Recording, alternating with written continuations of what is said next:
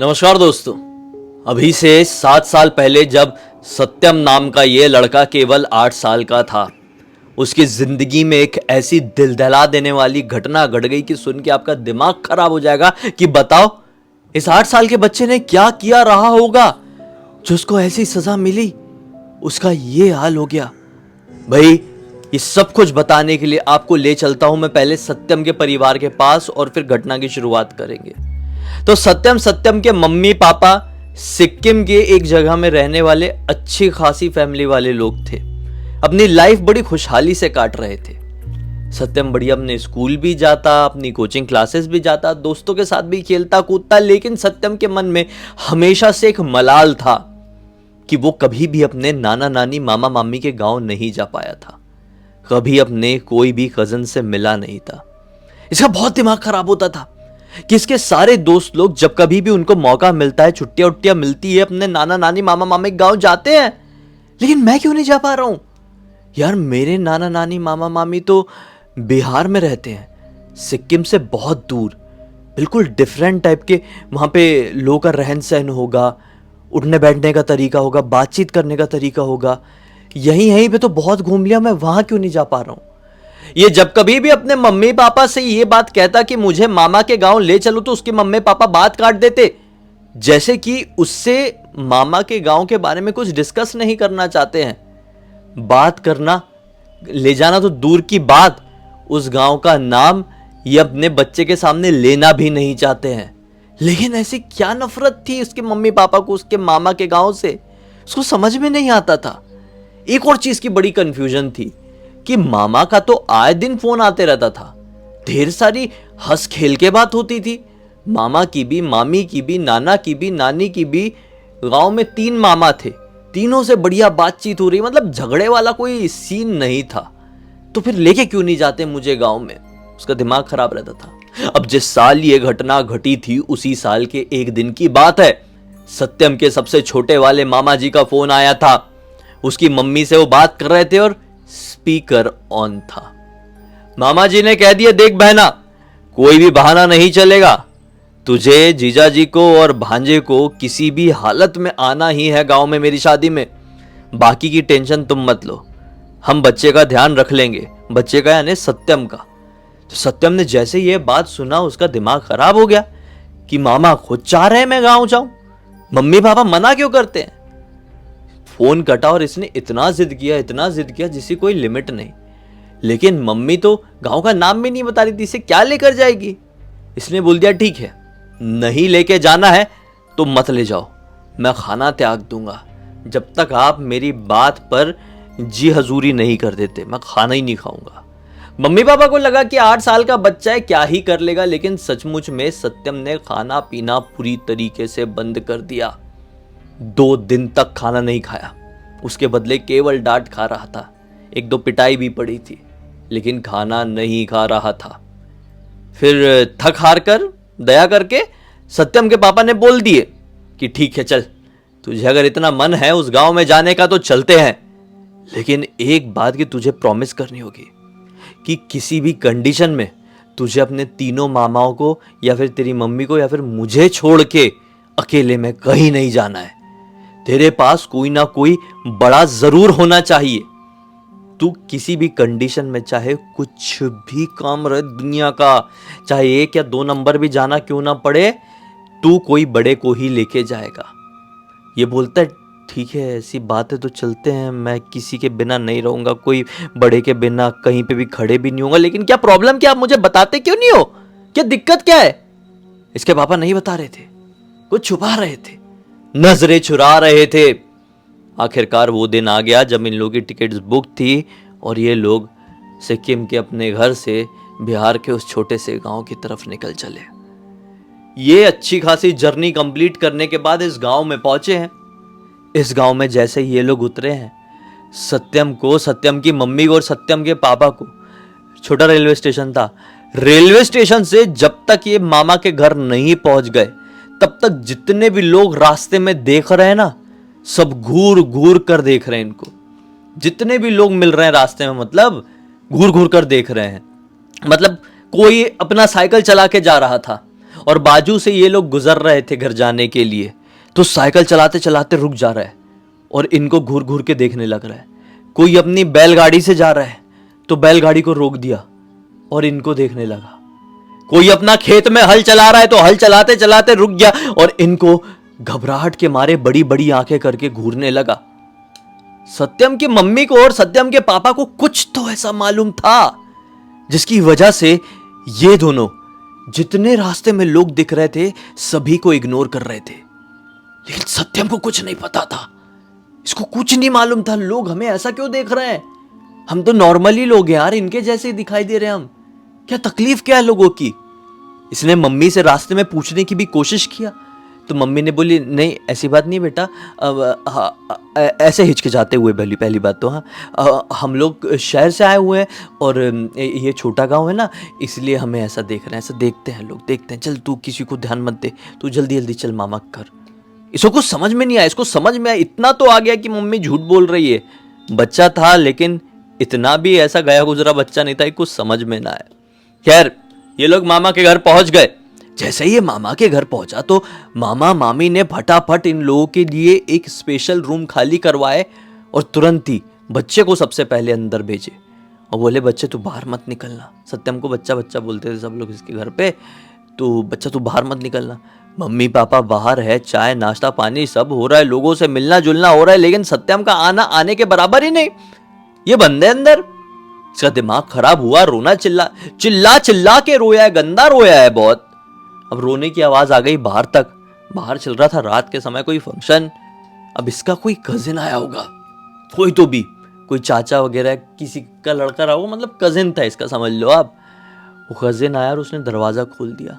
बोला सत्यम इतना क्यों रो रहा है, बड़े लोग नहीं चाहते हैं कि तू बाहर निकले। ये बोलता मैं ही क्यों नहीं निकलूं, क्या प्रॉब्लम क्या है, तुम लोग भी तो खेल रहे हो, तुम लोग भी तो मेरी उम्र क्यों, मैं इतना भी बच्चा नहीं हूं, मेरे को क्या पागल समझ के रखे होगे तुम लोगों ने। ऐसा ऐसा करके इसने बहुत बड़बड़ाया और इसकी मम्मी को उस समय के लिए इसके ऊपर दया आ गई। मम्मी ने बोली चल ठीक है बाहर रह, लेकिन सच बता रही हूँ अकेले में इधर उधर मत होना। ये बोलता है हाँ ना यार नहीं होऊंगा। अब ये भी फंक्शन में शामिल हो गया। ये रात अच्छे से कटी, अगला दिन भी अच्छे से कटा। सब सत्यम का स्पेशल ध्यान रख रहे थे, इसको समझ में नहीं आ रहा था मेरे साथ ही ऐसा क्यों। फिर शाम की वक्त आया।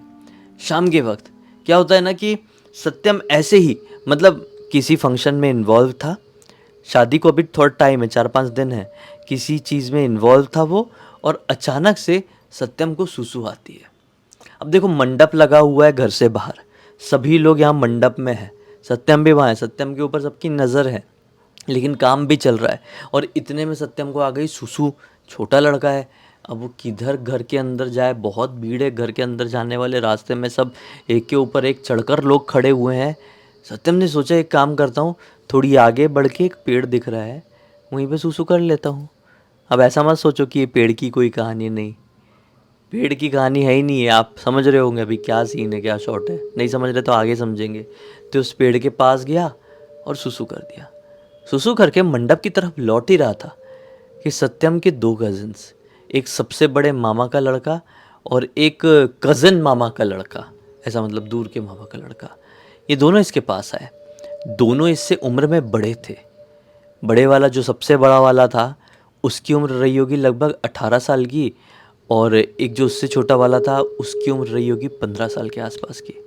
सत्यम को कहते हैं कि अरे सत्यम क्या यार मंडप में जाएंगे, बड़े लोग फालतू की चीज़ में इन्वॉल्व है, एक काम करते हैं चल कहीं से घूम के आते हैं।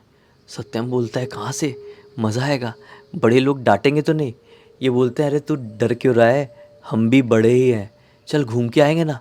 थोड़ी आके जंगल है और जंगल के बीचों बीच एक बड़ा खूबसूरत सा तालाब, उस तालाब के पास जाकर अपन लुका छुपी खेलेंगे या कुछ तो भी खेलेंगे, पकड़म पकड़ाई खेलेंगे, बड़ा मज़ा आएगा। सत्यम बोलता है ग्रेट आइडिया, खेल खाल के आ जाएंगे, घूम फिर के आ जाएंगे, फिर 2 डांट भी पड़ेगी तो खा लेंगे, क्या फ़र्क पड़ता है। खुशी खुशी में ये अपने दोनों भाइयों का दोनों हाथ पकड़ के निकल चला उस तरफ। लगभग 15-20 मिनट की वॉक के बाद ये लोग पहुंच गए जंगल को क्रॉस करके एक बहुत ही खूबसूरत से तालाब के पास। सुनसान, सिर्फ पेड़ों की हवा चलने की आवाज आ रही है। जो तालाब का पानी इधर गुचुर गुचुर हो रहा है उसकी आवाज सुनाई दे रही है। वादियां आवाज कर रही थी यहां पे, कोई और शोर शराबा नहीं था। तीनों मस्त एंजॉय कर रहे हैं। पहले थोड़ी पकड़म पकड़ाई खेले, फिर बैठ के कुछ तो भी ऐसा डब्बा जैसा बनाकर जमीन में कुछ खेले, फिर उसके बाद डिसाइड हुआ कि लुका छुपी खेलेंगे, अंधेरा हो रहा है, उसके बाद घर चल पड़ेंगे, क्योंकि फिर आ तो नहीं पाएंगे, घर वाले आने नहीं देंगे। आज तो सबकी शामत है, तीनों की बैंड बजने वाली है। बैंड बजा ही रहे हैं तो अच्छे से ही बज जाए। अब ये लोग लुका छुपी खेलने के लिए गए। पहले सत्यम भी छुपा, सेकंड वाला भाई भी छुपा। सबसे बड़े वाले भाई ने इनको ढूंढने का काम किया था सबसे पहले। फिर आई सत्यम की बारी। सत्यम ये जो तालाब है, तालाब के जस्ट किनारे में एक पेड़ था, वहां पर गया और ऐसा करके पढ़ते ना गिनती, 1 2 3 4 5, ऐसा गिनती गिनी रहा है। और 10 तक जैसे ही गिनती गिना, 10, और हाथ हटा के जैसे ही पलटा, पीछे ऑब्वियसली इसको इसके दोनों भाई नहीं दिखाई दिए, क्योंकि लॉजिकली लुका छुपी खेल रहे हैं तो छुपे होंगे ना कहीं जाके। पलट कर देखा, भाई लोग नहीं थे, लेकिन इसको तालाब के पास से कुछ आवाज सुनाई दी। अब ये इसके लेफ्ट साइड में तालाब था। लेफ्ट साइड पलट कर देखा तो क्या पाया कि तालाब के एक दूसरे छोर में, मतलब तालाब के एग्जैक्टली एक छोर में ये नहीं खड़ा है, सेंटर तरफ में कहीं खड़ा हुआ है पेड़ के पास, और तालाब के एक छोर में, पीछे की तरफ वाले छोर में एक आदमी बैठा हुआ है। आदमी है गंजा।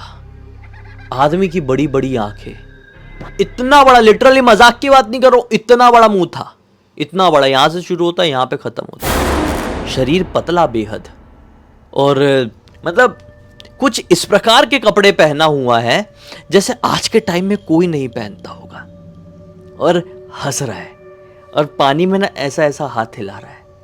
हंसते हुए उसका केवल एक ही दांत दिखाई दे रहा है, और इसको घूर घूर के देख के ऐसा, वो एक ही दांत, बाकी दांत उसके है नहीं। ये बड़ा अजीब दिख रहा था यार, डरावना। हल्का हल्का अंधेरा हो चला था। सत्यम ने एक बार उसको इग्नोर किया और अपने दोनों भाइयों को ढूंढने लगा। भैया कहां पे छुपे हो आप, बाहर आ जाओ, अंधेरा हो रहा है ना, मैं आपको ढूंढ नहीं पा रहा हूं, चलो जाएंगे। देखते ही देखते विदिन 5-6 मिनट्स, देखो जब अंधेरा होने का टाइम होता है, सनसेट का टाइम होता है, तो बड़ा फास्ट होता है। विदिन 5 to 6 मिनट्स अंधेरा हो चला, और जैसे ही अंधेरा हुआ, इसने क्या देखा, वो आदमी जो इतनी देर से हाथ हिला रहा था बैठ के, इसको देख के बस ऐसे ही, बहुत देर से, हाँ इतनी देर से, जब से इसकी नजर पड़ी थी तब से अभी तक इसी को देख के, वो आदमी अपना हाथ निकाला पानी से और धीरे धीरे इसकी तरफ बढ़ने लगा, इसी को घूरते हुए, और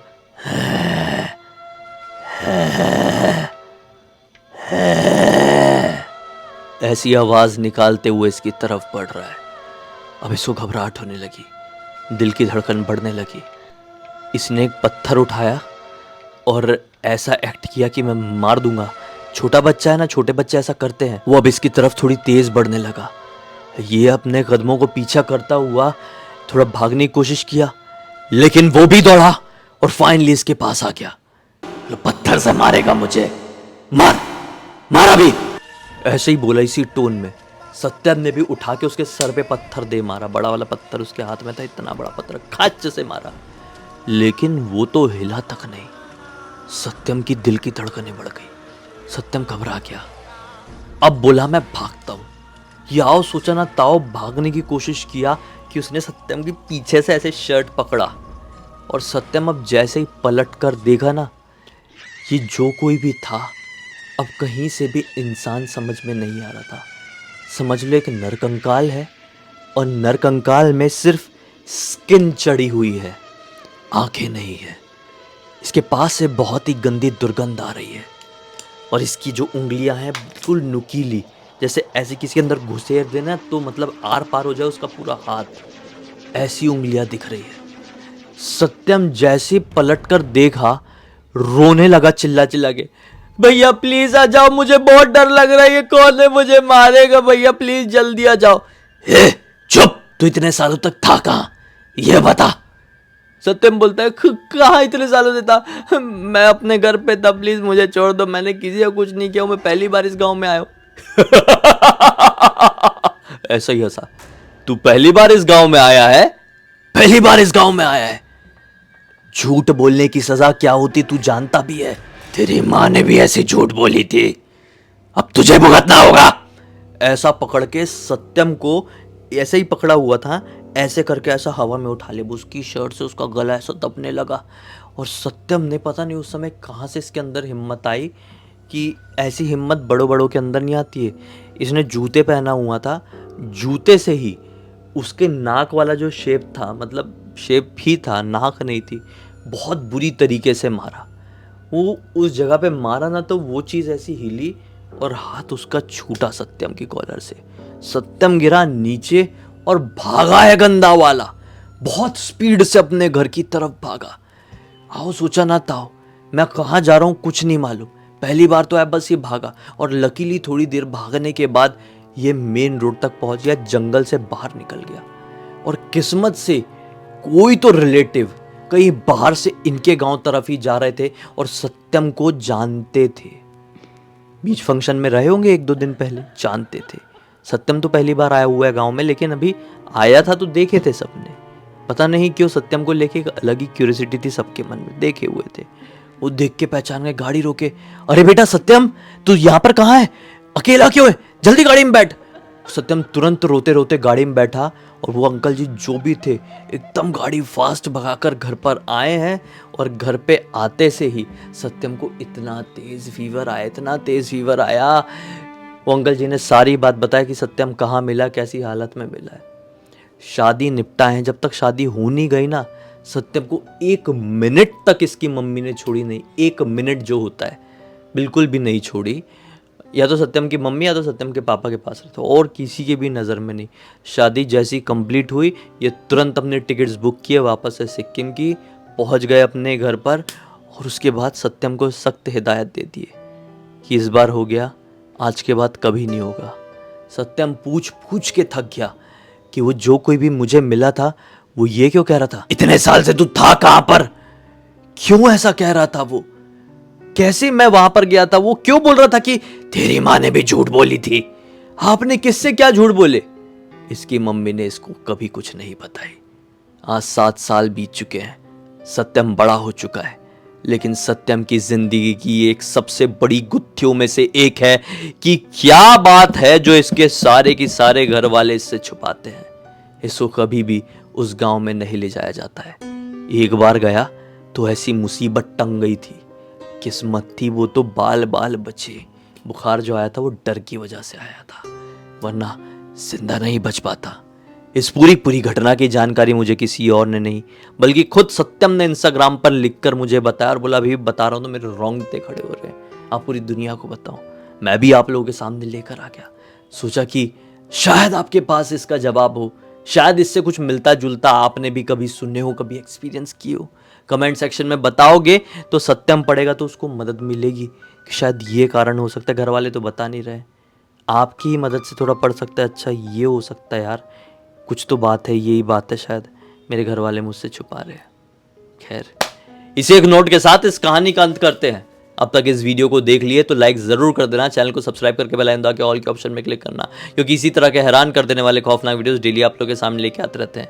इंस्टाग्राम की लिंक इस वीडियो के डिस्क्रिप्शन बॉक्स में मिल जाए, क्लिक करके डायरेक्टली वहां पर पहुंच जाना। और इसी तरह की कोई भी कहानी, टॉपिक या जानकारी आप लोगों के पास भी है तो लिख भेजना, हो सकता है हमारा अगला वीडियो कल आपके हिसाब से ही बन रहा हो। तो चलिए कल फिर से मिलते हैं, तब तक के लिए बहुत बहुत धन्यवाद। आपका दिन शुभ हो।